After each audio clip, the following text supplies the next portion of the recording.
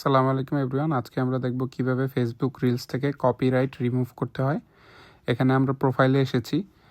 প্রোফাইলে যাওয়ার পর অনেকগুলো অপশন থাকবে। আমরা রিলসে যাওয়ার পর দেখেন এখানে নিডস রিভিউ একটা সেকশন আছে। এই সেকশনে যাওয়ার পর আপনি দেখতে পারবেন যে আপনার কোন ভিডিওগুলোর মধ্যে কপিরাইট আছে। তো আমরা সেই ভিডিওটা সিলেক্ট করলাম এবং এটা একটা রমজান প্ল্যাটার ছিল।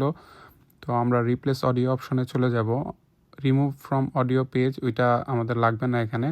তো আমরা অডিও রিপ্লেস করার অপশনে যাওয়ার পরে দেখতে পারবো বাই ডিফল্টস কিছু সং আমাদের সামনে থাকবে, সংস বা মিউজিক যেটাই বলেন। তো আমাদের এটা যেহেতু একটা রমজান প্ল্যাটার ছিল, আমি একটা রমাদান লিখে সার্চ করার পর এই মিউজিকগুলো আসলো। দেন আমি প্লে করে শুনতে চাইলাম যে আসলে কোন মিউজিকটা এই ভিডিওটার সাথে যাবে। এখানে দেখেন অনেকগুলো স্টার মার্ক দেওয়া আছে। বাই ডিফল্ট ওরা একটা ভালো অংশ আপনাকে সিলেক্ট করে দেবে। আপনি চাইলে এইটা চেঞ্জ করে যে কোনো পোর্শন সিলেক্ট করতে পারেন আপনার ভিডিওর জন্য। আমার যে পোর্শনটা পছন্দ হয়েছে এটা আমি জাস্ট সিলেক্ট করে দিছি এবং এখানে আপডেট অডিওতে ক্লিক করলাম এবং অডিওটা আপডেট হয়ে গেছে। তো এটা 1 মিনিটের মতো টাইম নেয় এটা রিপ্লেস করার জন্য। দেন আমি ওইটা আবার ডাবল চেক করলাম, নেক্সট রিভিউ সেকশনে যেয়ে দেখলাম যে আর কোনো কপিরাইট নেই।